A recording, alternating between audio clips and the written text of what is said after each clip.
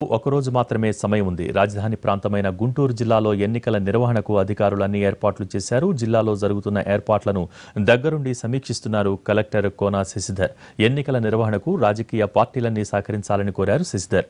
Polling రోజున కట్టుదిట్టమైన భద్రతా ఏర్పాట్లు చేశామన్న గుంటూరు జిల్లా కలెక్టర్ శశిధర్తో మా ప్రతినిధి హరీష్ ఫేస్ టు ఫేస్ ఇప్పుడు చూద్దాం.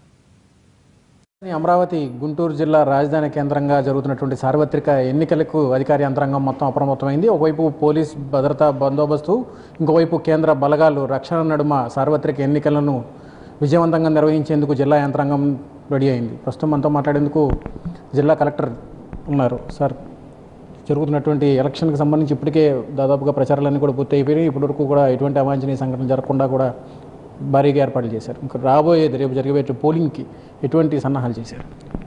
మనకి జిల్లాలో 4417 పోలింగ్ స్టేషన్స్ ఉన్నాయండి. ఇప్పుడు పోలింగ్ కానివ్వండి, ఎలక్షన్ ప్రక్రియ అంటే పోలింగ్ పార్టీస్ ఫామ్ చేయటము, వాళ్ళు పంపించటము, పోలింగ్ రోజు మొత్తం పోలింగ్ కండక్ట్ చేయడం, డిస్ట్రిబ్యూషన్ కూడా అన్ని ఏర్పాట్లు పూర్తయిపోయినాయి.